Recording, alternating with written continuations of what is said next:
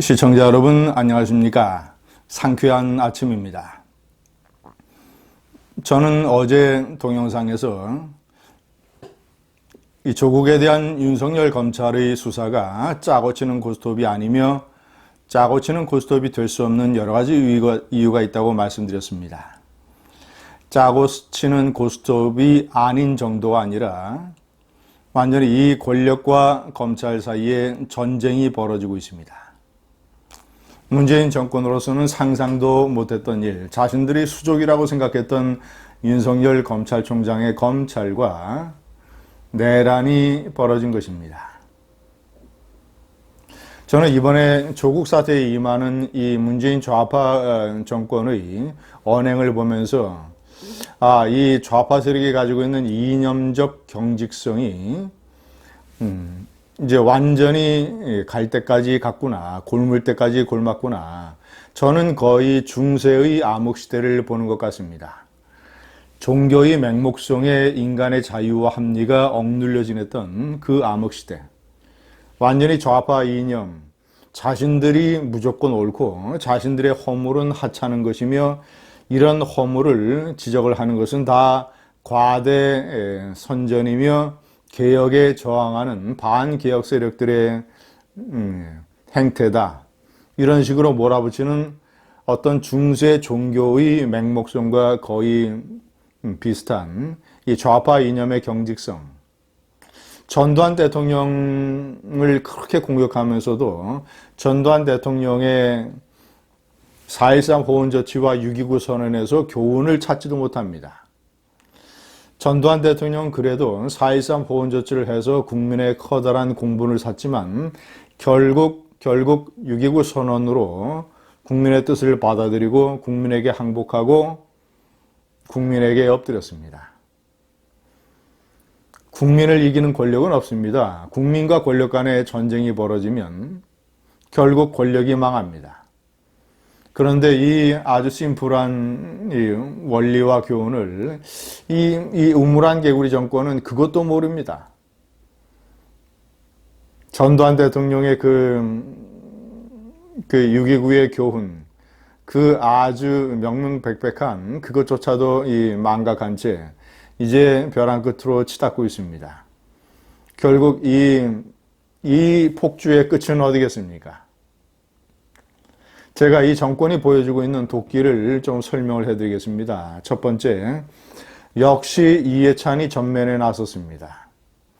이해찬은 이 문재인 좌파 정권의 이념적 도끼를 상징하는 인물입니다.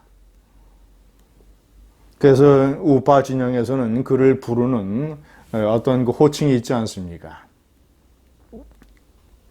이해찬이 전면에 나서서 이해찬을 필두로 해서 민주당 지도부가 윤석열의 검찰을 집중적으로 공격을 했는데 대개 세 가지 갈래로 나타나고 있습니다. 이해찬은 일단 인사청문회 이전에 검찰이 수사를 착수한 것을 집중적으로 공격하고 있습니다. 이것은 나라를 어지럽히는 일이다. 아마도 이해찬을 포함한 민주당 지도부는 검찰이 압수수색을 함으로써 대규모의 압수수색과 출국금지 조치를 함으로써 일단 조국이라고 하는 인사청문회 후보자가 중요한 형사 피의자가 되어버렸다는 점, 그래서 그런 형사 피의자를 청문회장에 앉혀놓고 청문회를 해야 되는 이 집권 여당의 모양새가 매우 옹색해졌다는 점, 그리고 일단 청문회 이틀만 버티면 법무장관으로 임명을 강행하려고 했는데 결국 엄청난 압수수색과 수사를 받는 형사 피의자를 법무부 장관으로 임명을 해야 된다는 엄청난 정치적인 부담감, 이 세 가지를 만약에 법무부 장관이 된 다음에 검찰이 수사를 하면 검찰의 수사의 규모가 약해질 뿐 아니라 일단 여러 가지로 더불어민주당으로서는 집권 여당의 책임은 면할 수 있기 때문에 그런 상황을 훨씬 더 바랬는데 청문회 전에 수사를 착수하는 바람에 모든 것이 헝클어진 것에 대한 분노, 당황, 당혹. 자, 그리고 또 하나의 줄기는 뭐냐? 이 모든 것을 특정한 인물, 특정한 검사를 지칭을 해서 보복을 암시하고 있습니다. 민주당의 이재정 대변인은 서울중앙지검장과 이 수사를 주도하고 있는 서울중앙지검의 특수 2부장, 이 사람들이 책임에서 자유로울 수 없을 것이라고 얘기를 했습니다. 자, 이것은 뭡니까? 검찰총장은 2년 임기가 보장이 되어 있기 때문에 정권이 마음대로 자를 수가 없지만 중앙지검장과 중앙지검의 특수 2부장 정도는 대통령이 가지고 있는 검사에 대한 인사권을 활용을 해서 얼마든지 보복할 수 있다라는 것을 암시하고 있는 것 아니겠습니까? 그러나 이것도 자충수라는 것을 모릅니다. 왜냐, 이 사건 수사를 주도하고 있는 고형권 특수 2부장은 최순실 특검팀에서 정유라의 이화여대 입시 부정 사건을 다룬 검사입니다. 자, 그렇다면 그런 검사가 이번에는 권력 쪽의 칼을 겨눴다고 해서 만약에 인사 조치를 포함한 보복을 감행하게 된다면 민심이 어떻게 되겠습니까? 하나만 알고 둘은 모르는 이 우물안 정권, 또 세 번째 갈래는 어떤 식으로 나타나고 있느냐. 무조건 이것은 검찰이 이 문재인 정권에서 행하는 검찰 개혁 두 가지죠. 주로는 검찰 수사권의 축소 그리고 공수처의 설치 두 가지 검찰 개혁에 대해서 반기를 드는 것이다 라고 하는 제가 서두에 말씀드린 중세의 맹목성 이런 식으로 검찰을 몰아붙이고 있습니다. 자, 세 번째, 문재인과 이 윤석열의 사상 최대의 충돌입니다. 지금 문재인은 원래 비겁하고 무능하니까 기자회견을 하지 않는 이런 스타일입니다만은 아마 청와대 내에서 가장 쇼크를 받고 있는 사람이 문재인일 겁니다. 문재인은 윤석열에게 임명장을 주면서 청와대든 여당이든 정부든 이 좌우를 가리지 않고 이 권력형 비리가 있으면 철저하게 수사를 해달라고 얘기를 했습니다. 조국이 바로 딱 떨어지는 거 아니겠습니까? 청와대 민정수석 출신. 자신이 얘기한 것을 바로 윤석열 검찰총장이 실천을 하고 있는데 그 윤석열의 검찰을 공격을 해야 되는 이 문재인 좌파 정권의 비극성, 집권 권력과 집권 권력이 임명한 검찰총장이 지휘하는 검찰 사이에 이런 식의 충돌이 벌어지는 것은 아마 사상 유례를 찾기 어려운 일일 겁니다.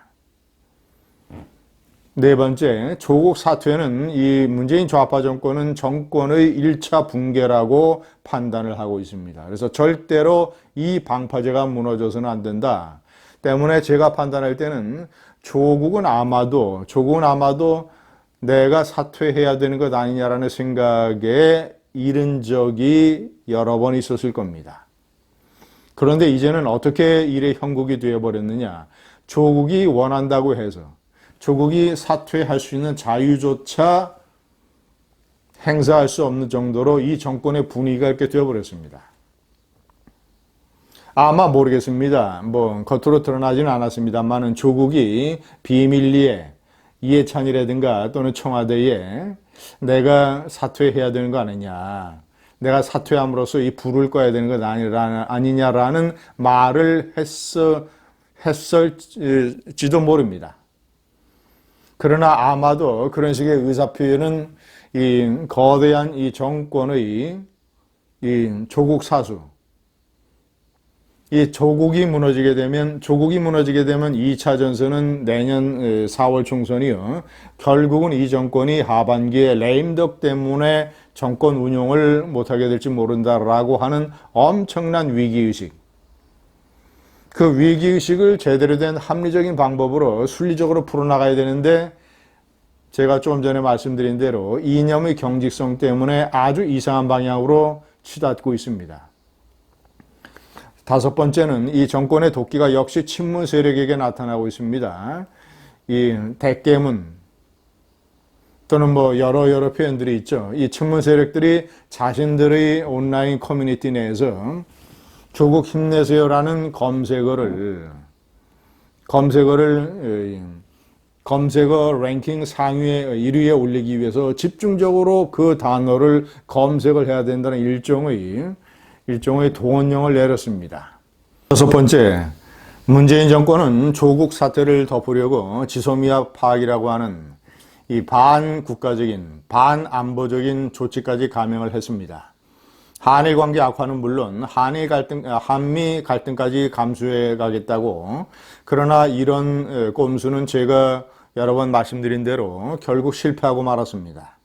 대학생들의 촛불 집회, 언론의 집요한 취재, 그리고 결국에는 검찰의 전격적인 압수수색과 수사를 통해서 이 지소미아 파기라는 카드가 무산됐습니다.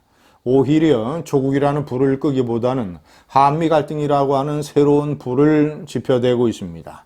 그런데 이 정권은 막가파시기로 해리스 주한 미국 대사를 불러서 이 지소미아 파기에 대한 비판을 자제해달라고 미국 정부에 요구하는 이런 식의 일종의 목리를 부리고 있습니다. 결국 모든 조치가 우물안 깨우기가 되어 거의 스스로 눈을 가리고 벼랑 끝을 걸어다니는 이 정권. 결국은 조국 사태가 부른 아주 매섭고 뜨거운 맛을 보게 될 것입니다. 감사합니다.